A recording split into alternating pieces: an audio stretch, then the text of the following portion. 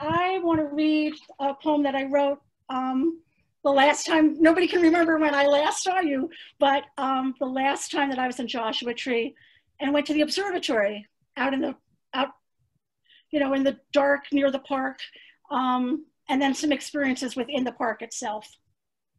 Through the telescope, Saturn's rings made me gasp aloud. The old guy helping me up the stepladder seemed gratified, as are all men by the sound of pleasure. Vega was blazing blue as star sapphire among bent and anthropomorphic Joshua trees.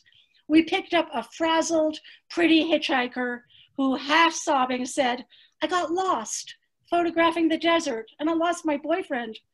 We dropped her off at the campground where day after day, water wears boulders away to the shapes one sees on mescaline. The moon had been up all night and like a frazzled housewife, still in her nightie at noon, was just thinking of lying back down. It's good we saw those rings of ice and dust. I hear that in some million years they'll melt and we'll be gone. Wind slapped my face at the long view and the moon slipped into an unmade bed and was done. I'm going to read a poem about the eclipse of the sun. The anniversary was just, I think, yesterday. The waitress seems confused about the cosmos.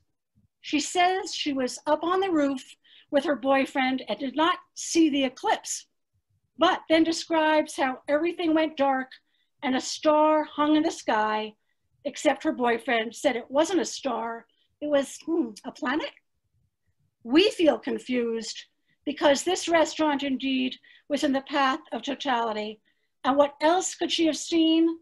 Although it makes me sad that this single mom doesn't know the morning star, the evening star is the goddess of love.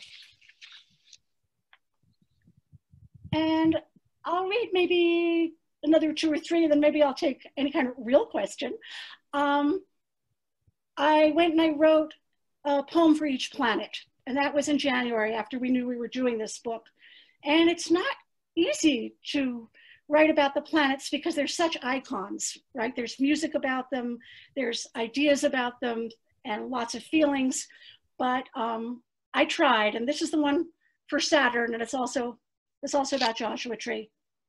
Saturn, old age. Joshua trees, we sleep beneath the rings of Saturn. And since it's a haiku, I'll read it again.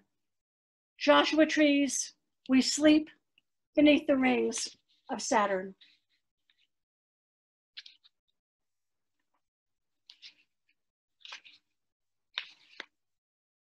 So I will read, let's say 2 more poems. I decided Pluto can be about a lot of things, but sometimes Pluto's there, right? And sometimes Pluto isn't. Sometimes Pluto is our planet when we're, in grade school making our little solar system models, and then Pluto is gone. So, like many things in life. So this poem about Pluto, its subtitle or its tagline is ambivalence. We almost got hit and killed last night on the road behind the dam when another car came out of nowhere. Or, it's good I hadn't pulled into the lane when the driver took the turn too fast.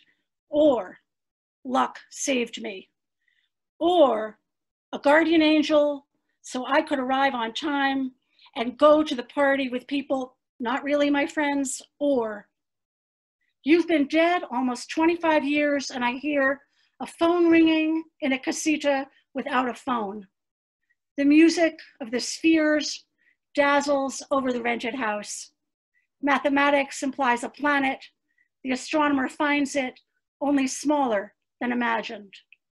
America wants to discover its own celestial body, and suddenly there's Pluto over Flagstaff, Arizona. Things come and go, grief, amusement, and the planet Pluto. I've changed my mind about everything and nothing, patterns arranged to receive and delight me, and all those other half-born worlds. There was a little bit of conflict in the book between science and art, right? Between the imagination and the concrete, things that everybody shares a knowledge of, at least in this world, and things that are particular, like astrology. Some people, it means something to them, some people it doesn't. Sort of the philosophical approach comes and goes in the book, which I think is appropriate because poetry tries to, at least for me, tries to make a bridge between knowledge with its beautiful, exquisite language and feeling and personal experience. So the last poem in the book is called Horoscope, and it's about the ant removal guy. In Santa Fe, we're very plagued by tiny little sugar ants. And I think that's why this is the last poem, because it's, you know, I'm trying to tell my own fortune. And of course, ants are about the world, the earth, and they're chthonic, they're the underworld.